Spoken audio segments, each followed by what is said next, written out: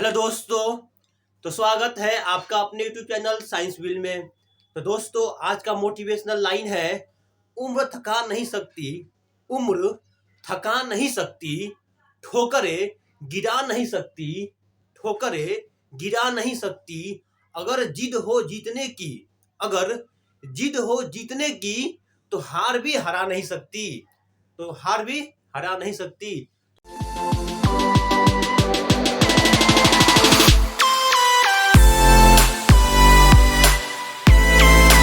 तो जैसा कि आप लोग को मालूम होगा, आज ये कार्बन एंड इट्स कंपाउंड का पार्ट 2 वीडियो है। और पार्ट 1 वीडियो में हम लोग कवर किए थे कि कार्बन इतना इम्पोर्टेंट क्यों है और कार्बन में क्या यूनिकनेस है, इसके बारे में हम लोग पढ़ चुके थे।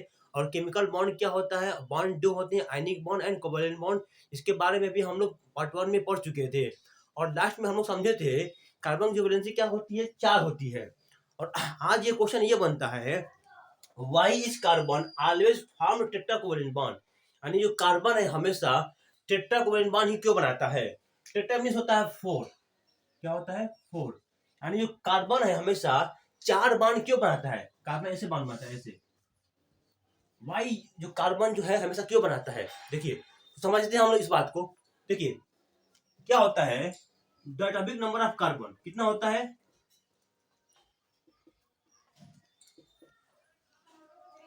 इज 6 होता है, ठीक है।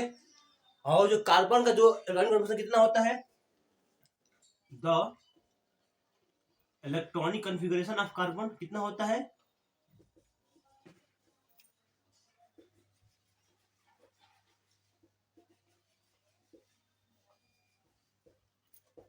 टू 4 होता है, ठीक है।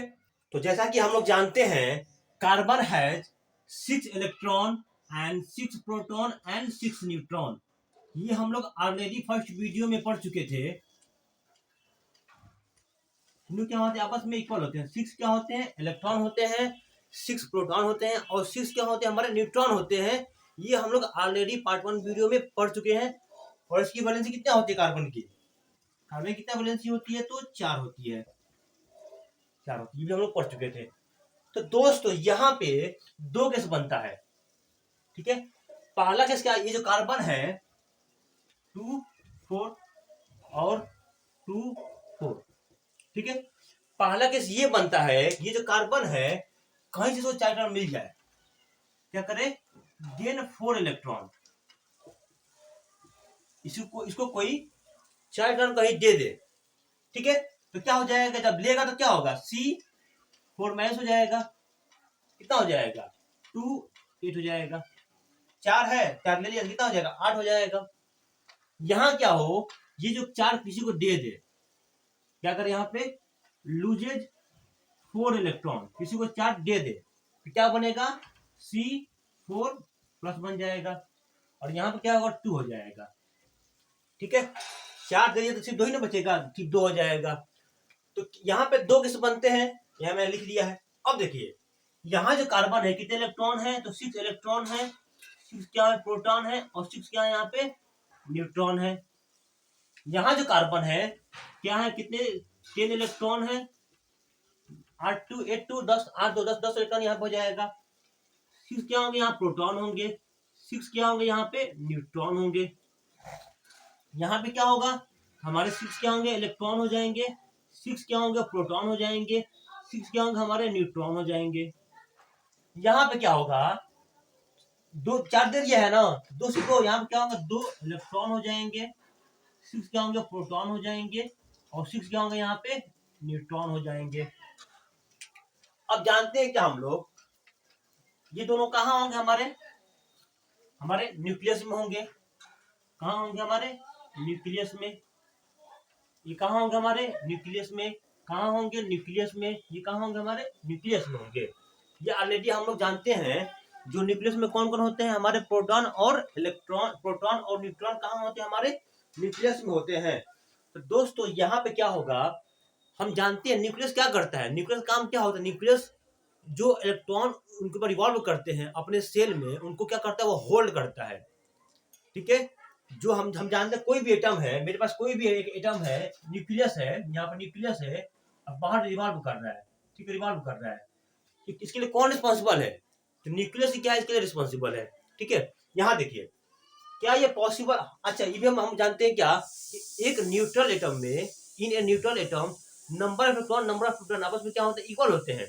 किसी भी न्यूट्रल एटम में number of electron is equal to number of proton की संख्या आपस में क्या होती है, दोनों एक बराबर होती है। ठीक है, तो यहाँ पे क्या है, ये जो न्यूक्लियस है यहाँ से 6 इलेक्ट्रॉन को तो होल्ड कर सकता है, लेकिन यहाँ का जो न्यूक्लियस है वह 10 इलेक्ट्रॉन को होल्ड नहीं कर सकता है। Here nucleus does not hold 10 electron, so this is not possible. ये क्या है, पॉसिबल नहीं है। क्यों नहीं पॉसिबल है? क्योंकि यहाँ जो 6 यहाँ का जो न्यूक्लियस है 10 को इलेक्ट्रॉन को होल्ड नहीं कर सकता है। जैसे कोई एक बच्चा है, उसे कहा जाए तुम 100 किलो का वजन तुम होल्ड करो, तो उसकी क्षमता अगर है 20 केजी का, तो 100 केजी कैसे कर पाएगा, नहीं ना कर पाएगा। ठीक वैसे यहाँ जो न्यूक्लियस की क्षमता कितना है, 6 इलेक्ट्रॉन को होल्ड करने का, और उसको हम दे रहे हैं 10 इलेक्ट्रॉन होल्ड करने के लिए, तो यहाँ पे क्या ये होल्ड नहीं कर पाएगा, तो ये पॉसिबल नहीं है। ठीक है, यहाँ पे क्या होगा, कार्बन जानते हैं बहुत छोटा सा एलिमेंट है, जब हमें 4 इलेक्ट्रॉन को देना होगा किसी को, हमें बहुत ज्यादा अमाउंट में एनर्जी की आवश्यकता पड़ेगी, और कार्बन जो है उतना एनर्जी सर्वाइव नहीं कर पाएगा वह। क्यों, कार्बन क्या है, कार्बन बहुत छोटा सा एलिमेंट होता है, मास नंबर इसका 12 होता है, एटॉमिक नंबर 6 होता है। कार्बन जो है वो अगर हमें 4 इलेक्ट्रॉन को देना होगा, लूज करना होगा, हमें बहुत ज्यादा अमाउंट में एनर्जी की आवश्यकता पड़ेगी, लेकिन जो कार्बन है वो इतना एनर्जी सर्वाइव नहीं कर पाएगा, इसलिए ये भी क्या होगा, हम लोग का पॉसिबल नहीं होगा। तो दोस्तों यहाँ पे ना तो वो गेन करेगा ना ही लूज करेगा, तो अब क्या रास्ता बचता है, या तो अब क्या करेगा, शेयरिंग कर लेगा। जब कोई भी चीज ना तो गेन कर रहा है ना ही लूज कर रहा है, अब क्या करेगा, अब क्या करेगा वो, तो अब क्या करेगा, शेयरिंग कर लेगा। उसके किसी भी एटम से क्या करेगा, वह शेयर करके अपना बॉन्ड को कंप्लीट कर लेगा। इसलिए कार्बन क्या होता है, always form covalent bond, tetra covalent bond. So due to this reason carbon always formed tetra covalent bond. अब हम लोग इस बात को यहाँ पर लिखते हैं, क्या होगा, if carbon gains 4 electron to form C4 anions, then it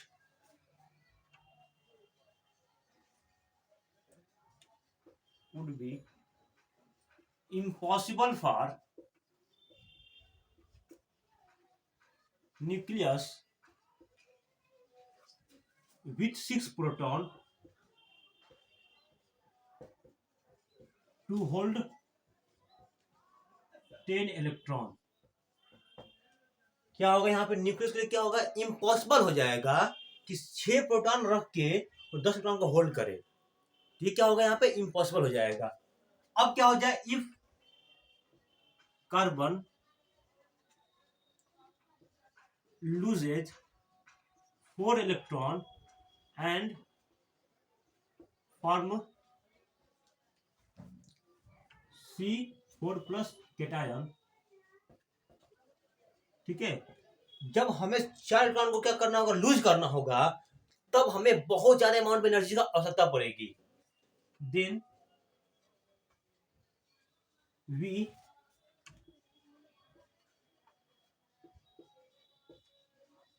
have to require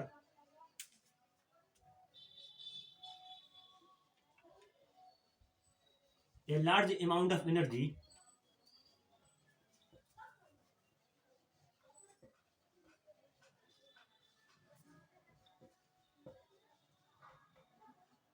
to remove 4 electron। ठीक है, and carbon is very small element,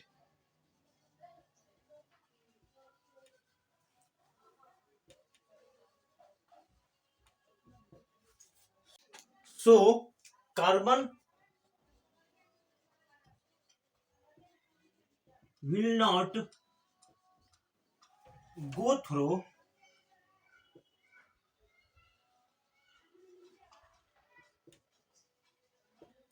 this property।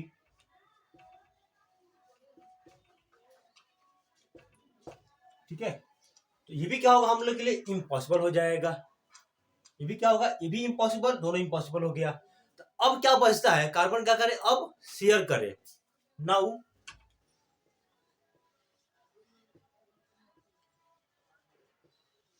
Carbon will form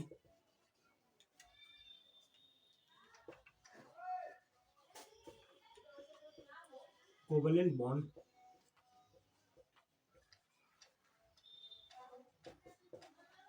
with other atom.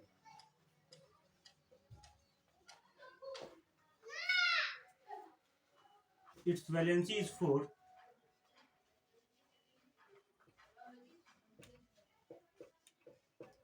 Hence,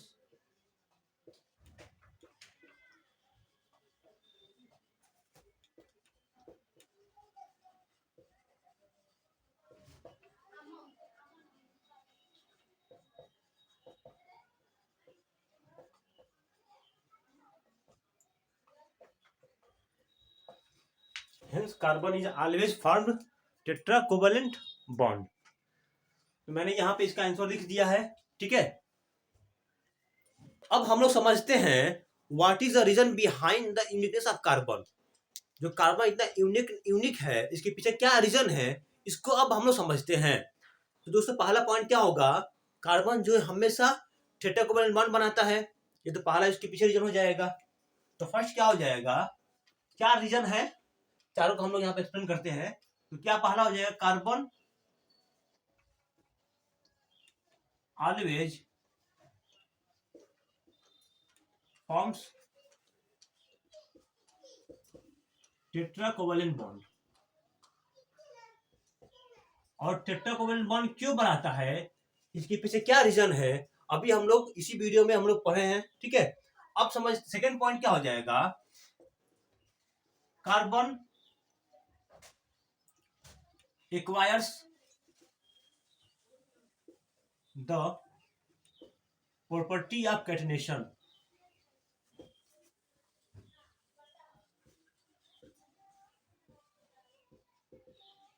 ठीक है, तो समझते हैं यहाँ पे कि कैटनेशन क्या होता है। व्हाट इज कैटनेशन, क्या होता है catenation.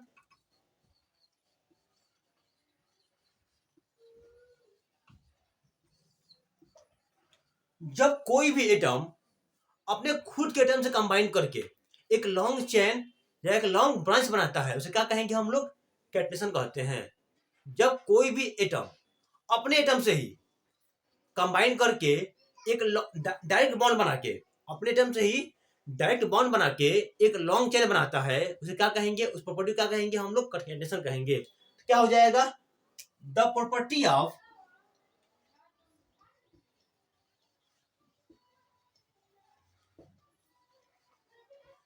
Direct bonding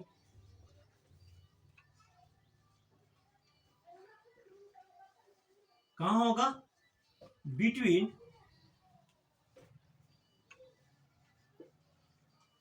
atoms of same element।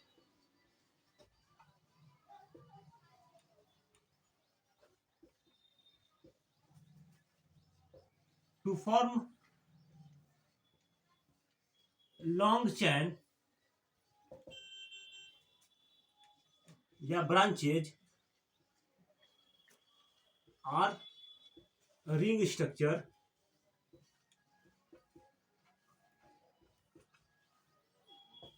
is called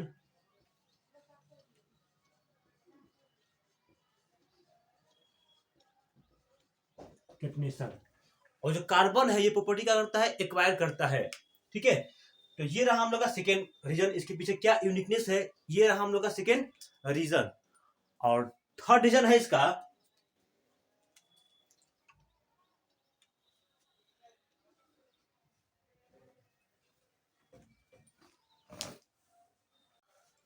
ये हम लोग का 2 पॉइंट हो गया। तो थर्ड पॉइंट है, उसको हम समझते हैं थर्ड पॉइंट क्या होगा। देखिए थर्ड पॉइंट हो जाएगा, कार्बन कंटेन्स पॉलीमर। ठीक है, पॉलीमर क्या होगा, देखिए जैसे क्या होता है, हम लोग का इथीन है, इथीन कहां चेंज हो जाएगा हम लोग का, पॉलीथीन में चेंज हो जाएगा। ठीक है, जैसे हम लोग का एस्टर है, कहाँ बदल जाएगा हम लोग का, पॉलिएस्टर में हो जाएगा। जैसे ये देखिए, यहाँ देखिए, ये क्या हमारे करी है, ठीक है। जब ये कंबाइन करेंगे तो ये क्या बन जाएगा हम लोग का, ऐसा बन जाएगा। इसे कहेंगे हम लोग हथकड़ी कहेंगे। ठीक वैसे यहाँ पे क्या होता है, मोनोमर्स जो होता है, पॉलीमर्स कहाँ होते हैं, मोनोमर कहाँ से जाएगा, पॉलीमर में। यहाँ पे कर्म आता है, पूछता है कि व्हाट इज पॉलीमराइजेशन, क्या होता है, पॉलीमराइजेशन क्या होता है।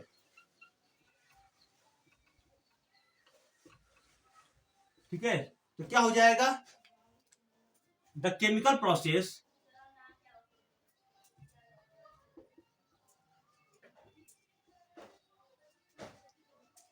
that combines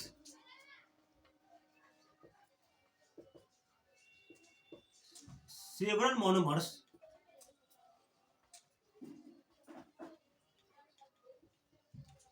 to form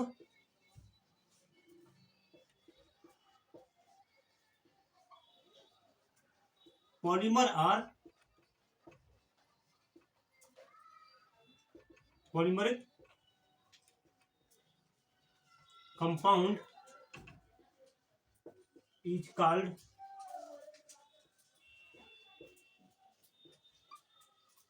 polymerization. Carbon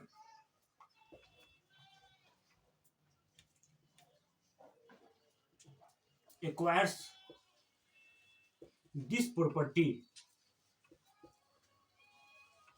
ठीक है, कार्बन क्या करता है, ये प्रॉपर्टी को एक्वायर करता है।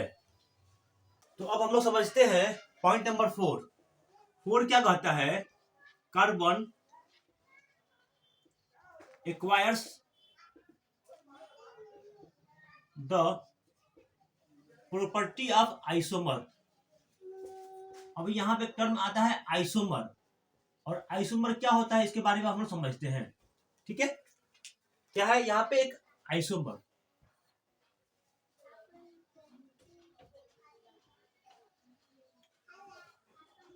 आइसोमर क्या होता है कि ऐसे कंपाउंड, ठीक है, ऐसे कंपाउंड जो मॉलिक्यूलर फार्मूला क्या हो, सेम हो but different structure. Those compound having same molecular formula but different structure is called isomer. क्या हो जाएगा, the compound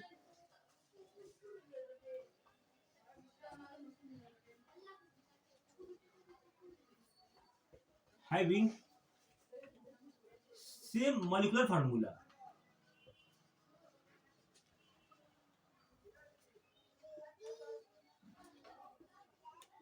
but different structure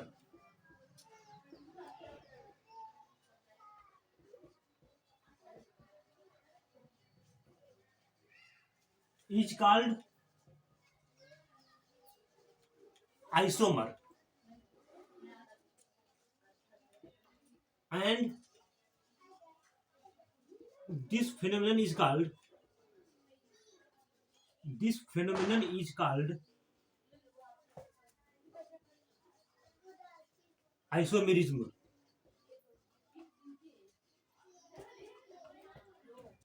तो अभी तक हम लोग क्या समझे हैं, जो कार्बन है, कार्बन इतना न्यूक्लियस क्यों है, इसके पीछे क्या रीजन है, इसके 4 पॉइंट पे हम लोग समझे हैं।